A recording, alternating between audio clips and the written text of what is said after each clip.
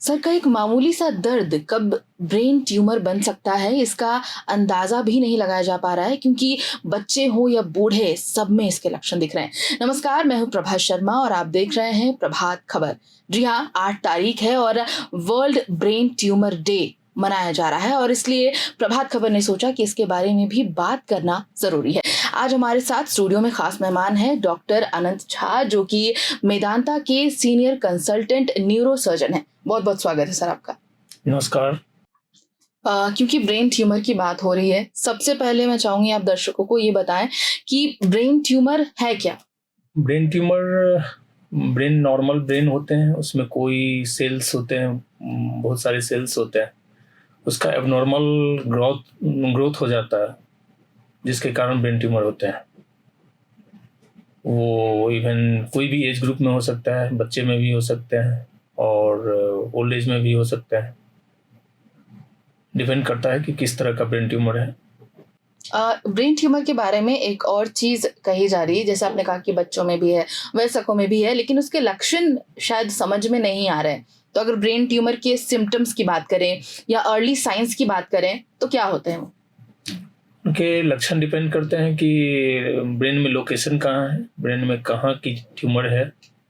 और most common है headache होना, हेडेक के साथ उल्टी होना, चलने में लड़खड़ाहट, आँख से देखने में प्रॉब्लम, कान से सुनने में प्रॉब्लम हो, चलने में बैलेंस नहीं बनना, इस तरह के लक्षण होते हैं ब्रेन ट्यूमर। इवन सीजर बहुत बार मिर्गी से प्रेजेंट करता है। पेशेंट को मिर्गी आते हैं फर्स्ट टाइम, उसमें एमआरआई होती है तो उसमें पता चलता है कि ब्रेन ट्यूमर हो गया। तो क्या ये एज डिफरेंस से मैटर करता है कि बच्चों में कुछ अलग तरीके के लक्षण दिखेंगे या बड़ों में? डिपेंड करता है लोकेशन कहाँ का है ब्रेन ट्यूमर। बच्चे में ब्रेन ट्यूमर यूजुअली पीछे वाली ब्रेन के ये में होता है, पोस्टीरियर फोसा ट्यूमर बोलते हैं। तो उस केस में बच्चे को ज़्यादा प्रेजेंट करते हैं वोमिटिंग से, और बैलेंस में प्रॉब्लम रहता है, आँख से देखने में प्रॉब्लम बोलते हैं बच्चे। एक और सवाल रहेगा आपसे, एक चीज की, रांची में ब्रेन ट्यूमर के कितने केसेस देखने को मिल रहे हैं? ब्रेन ट्यूमर को लेकर के जो डायग्नोसिस या ट्रीटमेंट वाली चीज है उसमें क्या कुछ एडवांसमेंट आए हैं? रांची में ब्रेन ट्यूमर कहा जाए तो आते तो बहुत लोग हैं। कुछ लोग ट्रीटमेंट भी करवाते हैं, जो ट्रीटमेंट करवाते हैं सफल ट्रीटमेंट होता भी है। यहाँ पहले तो डायग्नोसिस होते हैं, यहाँ एमआरआई होते हैं, सब कुछ है, मेदांता में सब सुविधा उपलब्ध है। फिर उसके बाद हम लोग उसको डायग्नोज करने के बाद मैनेज करते हैं कि इसको ऑपरेट करना है। ऑपरेशन डिपेंड करता है कि वो कहाँ का ट्यूमर है, कितना बड़ा है, साइज पे डिपेंड करता है, लोकेशन पे डिपेंड करता है और किस तरह का उसके ग्रेड होता है। एमआरआई में कुछ पता चलता है कि इस ग्रेड के हैं, कुछ एमआरआई में नहीं पता चलता है। और उसको फिर ऑपरेट करने के बाद फिर हम लोग उसका हिस्टोपैथ के लिए भेजते हैं, मतलब बायोप्सी के लिए। उसके बाद हम लोग डिसाइड करते हैं कि इसको आगे रेडियोथेरापी होना है, केमोथेरापी होना है, या नॉर्मल कुछ बिनाइन ट्यूमर होते हैं जिसमें कि केवल ऑपरेट करने से वो पूरा निकाला जा सकता है। सफलतापूर्वक निकाला गया है, बहुत सारे ट्यूमर के केस किए हैं हम लोगों ने और करते भी हैं। जिस तरीके के केसेस आ रहे हैं, क्या लगता है रांची या झारखंड में उसको लेकर के अवेयरनेस है? बिल्कुल नहीं है। रांची में लोगों को अवेयरनेस नहीं है, लोग उसको इवन पैरालाइज कर जाते हैं तब भी वो आयुर्वेद, झाड़ फूक ये सब के चक्कर लगाते रहते हैं। लास्ट जब बहुत ही हाई ग्रेड हो जाता है तब फिर वो डॉक्टर के पास आता है, जिसमें कि डॉक्टर के हाथ में बहुत कुछ नहीं रहता है। तो अगर समय पर चीजें ना पता चले, वो लक्षण इग्नोर कर दिया जाए अगर, तो उसके रिस्क फैक्टर क्या कुछ रहते हैं? क्या कुछ रिजल्ट हमें देखने को मिल सकता है? तो सीधे सीधे हाई ग्रेड में यदि है तो वो जानलेवा हो सकता है। यदि इनिशियल हम लोग डायग्नोज करें प्रॉपर टाइम पे उसको यदि मैनेज किया जाए, ऑपरेट किया जाए, सही टाइम पे एक्शन लिया जाए तो ब्रेन ट्यूमर ठीक हो सकता है। बहुत सारे पेशेंट हैं ठीक होकर के अपना सफल जीवन व्यतीत कर रहा है। तो यहाँ पर जैसे आपने बोला इनिशियल स्टेज में अगर पता चलता है तो चीजें ट्रीट की जा सकती, सोल्यूशन है। तो कितना टाइम पीरियड हमें मिलता है उस चीज के लिए? अगर किसी को ब्रेन ट्यूमर हुआ तो कितने समय तक, मतलब इतनी जल्द ही डॉक्टर को कंसल्ट कर लेना चाहिए? इमीडिएट, जितना जल्दी हो सकता है वो आप न्यूरोसर्जन, न्यूरोफिजिशियन से कंसल्ट करें और उसमें ट्रीटमेंट जो डॉक्टर सलाह दें उसके अनुसार ट्रीटमेंट करवाएं। और वो डिपेंड करता है ग्रेडिंग क्या है, ग्रेड 1, 2, 3, 4 होते हैं। ग्रेड 1, 2 को लो ग्रेड बोला जाता है, ग्रेड 3, 4 को हाई ग्रेड बोला जाता है। लो ग्रेड के केस में है कि ट्यूमर को निकालने से आगे लाइफ अच्छा हो जाता है। ग्रेड 3-4 में फिर रेडियोथेरापी केमोथेरापी का हेल्प लेना पड़ता है। उसमें भी लाइफ ऐसा नहीं है कि बहुत ख़राब है, लाइफ अच्छा होता है। डिपेंड करता है किस तरह का उसका आगे इम्यूनोहिस्टोकेमिस्ट्री होते हैं, बहुत सारे जांच होते हैं, वो करवाने पर पता चलता है। हॉस्पिटल आने से थोड़ा बचते हैं, उसका एक कारण ये भी हो सकता है कि इसका जो ट्रीटमेंट है वो थोड़ा ज़्यादा एक्सपेंसिव है या चीज़ें उस तरीके से है।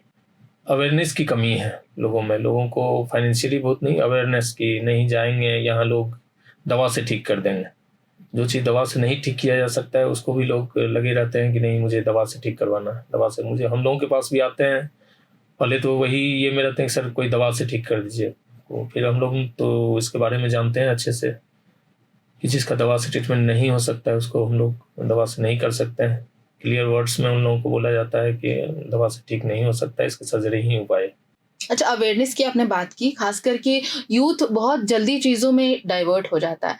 तो अगर ब्रेन ट्यूमर की बात करें तो उसके सोर्सेज या रीज़न क्या है जिससे वो ट्यूमर डेवलप होता है? कोई वैसा रीजन नहीं है ब्रेन ट्यूमर का, कुछ तो जेनेटिक होते हैं, बहुत कम है जो कि जेनेटिक होते हैं। कुछ में कुछ मेटास्टेसिस होते हैं जो बाहर शरीर के दूसरे अंग से फैल करके ब्रेन में आते हैं, जिसको सेकेंडरी ब्रेन ट्यूमर बोला जाता है, जो कि ज़्यादा है, प्राइमरी ब्रेन ट्यूमर से ज़्यादा उनके इंसिडेंस हैं। जैसे कि लंग फेफड़ा की ट्यूमर कैंसर जो होते हैं सबसे मोस्ट कॉमनली फैलते हैं मेल लोगों में, फीमेल में ब्रेस्ट कैंसर। तो कोई एग्जैक्ट रीजन नहीं है ब्रेन ट्यूमर के होने का। मतलब होते हैं ना कि prevention is better than cure, तो उसके पहले जो चीज़ें अगर हमें पहले से प्रिवेंशन करनी चाहिए कि उससे बचा जा सके, ऐसा कुछ भी नहीं है? इसमें कोई वैसा प्रिवेंशन नहीं है, इसमें वही सही टाइम पे लक्षण आपको दिखे तो इमीडिएट कंसल्ट करना चाहिए डॉक्टरों को। उसके बाद जो जैसा सलाह दें डॉक्टर उस तरह से करना चाहिए, प्रॉपर डायग्नोसिस प्रॉपर ट्रीटमेंट करवाना चाहिए टाइम। आपने जैसे बोला कि कई पेशेंट्स का आपने ट्रीटमेंट किया है, अभी अगर कुछ चैलेंजेस की बात करें जो आपने फेस किया हो उन ट्रीटमेंट्स में? चलिए, लोग फॉलो अप नहीं करवाते हैं यहाँ, कुछ लोग ट्रीटमेंट करवा के उनको लगने लगता है कि ठीक हो गया। बहुत लोगों को हम लोगों ने रेफ़र कर देता हूँ कि आप चले जाओ, रेडियोथेरापी अब करवाना पड़ेगा, केमोथेरापी करवाना होगा। रेडियोथेरापी के कुछ साइड इफ़ेक्ट होते हैं, इनिशियल वो स्टार्ट भी कर लेते हैं, कुछ साइड इफ़ेक्ट के कारण वो फिर डिनाई कर देते हैं कि नहीं मेरा तो ठीक है, इसके कारण प्रॉब्लम हो रही है, फिर लोग छोड़ देते हैं। वही फिर 1 साल 2 साल के बाद आते हैं कि नहीं सर फिर से प्रॉब्लम होने लगी, फिर से हम लोग MRI करवाते हैं, फिर से ट्यूमर ग्रो कर जाता है। ये सब अवेयरनेस की कमी है लोगों में।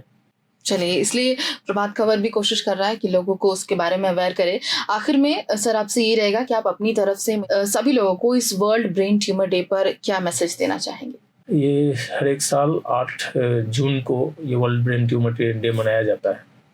ये इसी के लिए मनाया जाता है कि अवेयर किया जाए, प्रॉपर अवेयरनेस फैलाया जाए लोगों के बीच में, जिनको इवन ब्रेन ट्यूमर से ग्रसित हैं उनको हेल्प किया जाए, उनको सपोर्ट दिया जाए, और प्रॉपर बहुत सारे मटेरियल हैं जो कि उनको प्रोवाइड कर उनके फैमिली को सपोर्ट, काउंसलिंग प्रॉपर ज़रूरत है। लोगों को ये है कि इस तरह का सिम्टम यदि दिखे कि आपको सडन हेडेक हो रहा है, वो प्रोग्रेस कर रहा है, आपको लग रहा है कि नहीं दर्द ठीक नहीं हो रहा है, सीजर आ रहे हैं, तो उसको तुरंत डॉक्टर से मिलना है।